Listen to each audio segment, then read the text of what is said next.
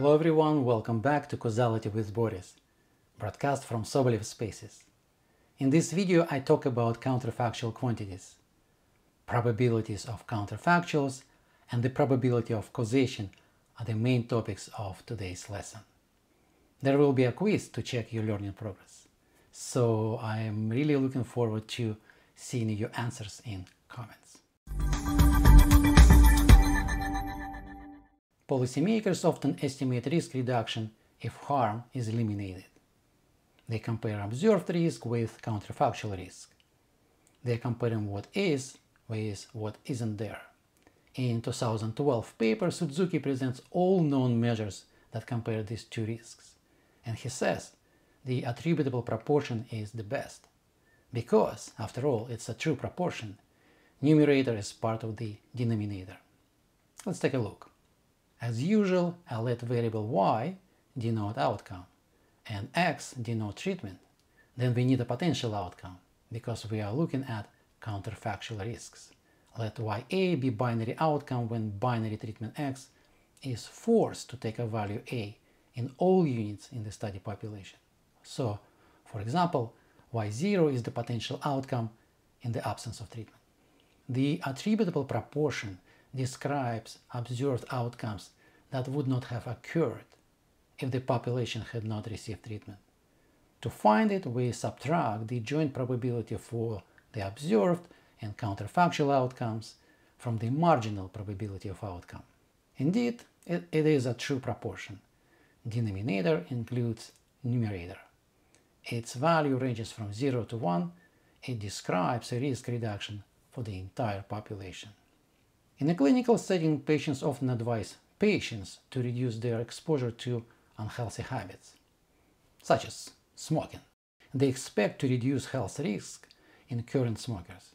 They rely on the counterfactual projections that health conditions would not have occurred among smokers if they had not smoked.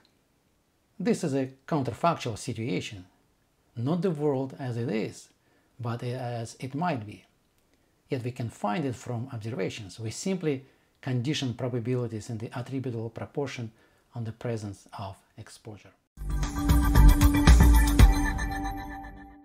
The attributable proportion is a classical counterfactual in epidemiology, and it is exactly what Pearl calls the probability of necessity.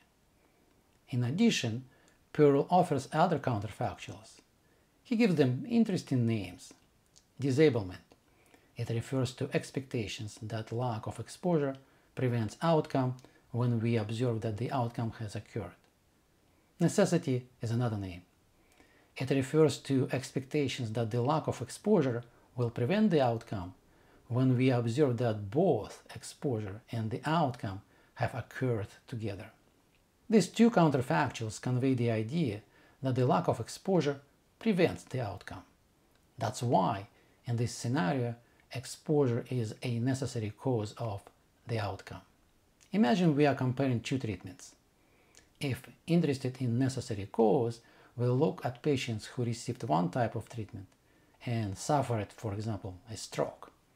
And then we ask, how many would not have a stroke if treatment had been different? If you are interested in the opposite situation, here's the other two Pearl's counterfactuals. Enablement refers to the hypothesis that exposure leads to the outcome when we observe that outcome did not actually occur. Sufficiency refers to expectations that exposure leads to outcome when we observe neither exposure nor outcome. Both enablement and sufficiency convey the expectation that exposure leads to outcome. That's why, in this scenario, exposure is a sufficient cause of outcome. In this case, when comparing two treatments, we look at patients who received one type of treatment, and then we ask what the risk of stroke would have been had treatment been different.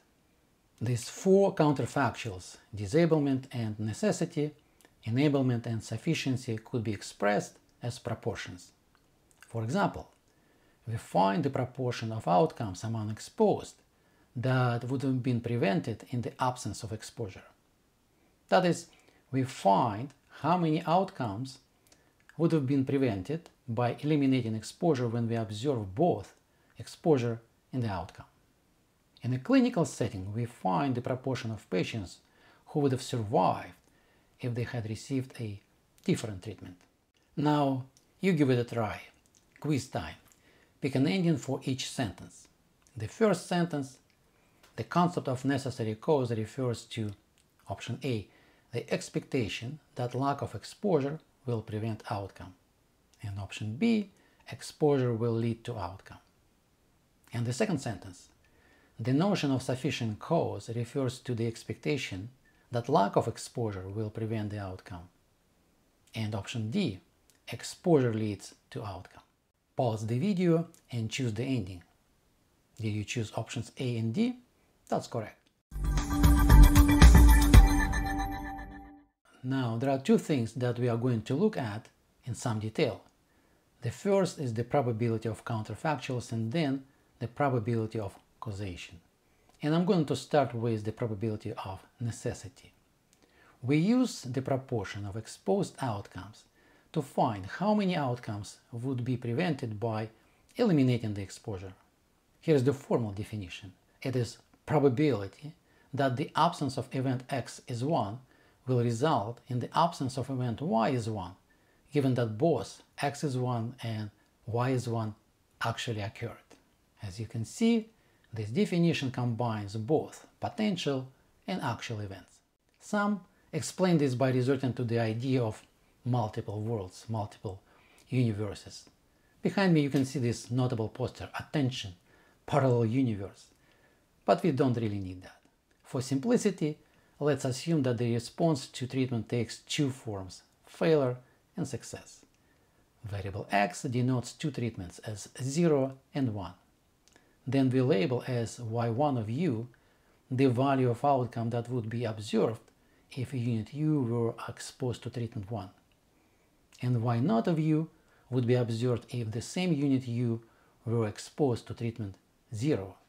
Let's say we have a set of units, and each unit U comes with its own probability for being drawn from the set.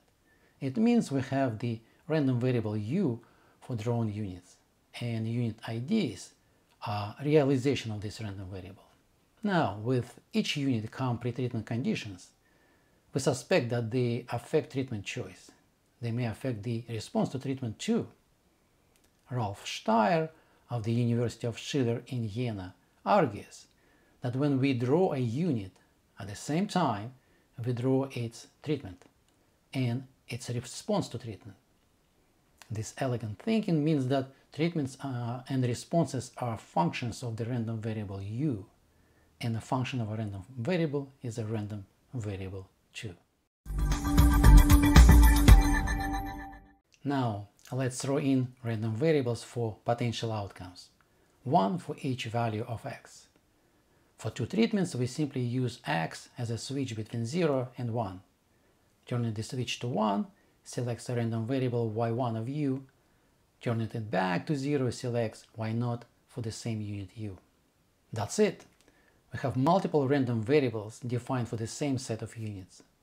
Even more than that, they come with probability distributions.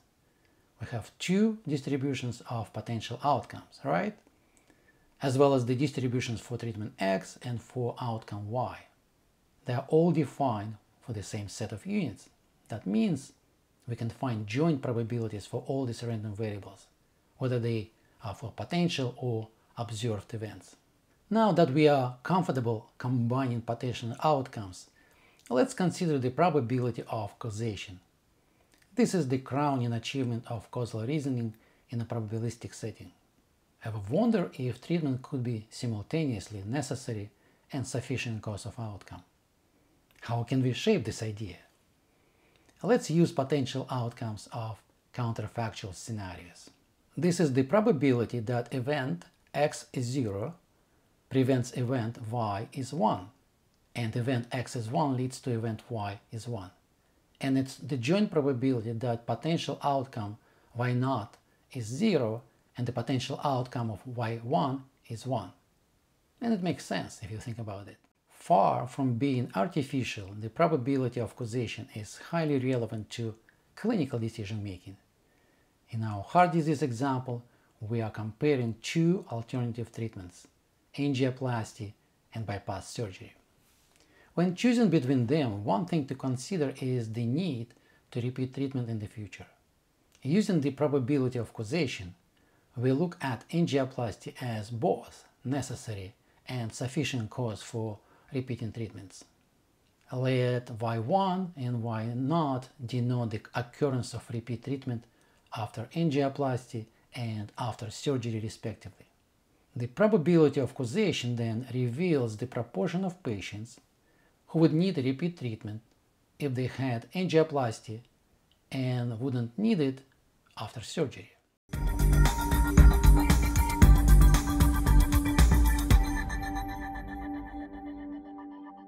Here is the main message of this video. Treatment is a necessary cause of the outcome if lack of treatment prevents outcome. It is a sufficient cause if its presence leads to the outcome. You learned that the probability of causation combines necessary and sufficient causes. You learned that it describes the proportion of patients who would have outcome with one type of treatment and simultaneously wouldn't have it with a different treatment. You watched another episode of Causality with Boris. Keep on watching.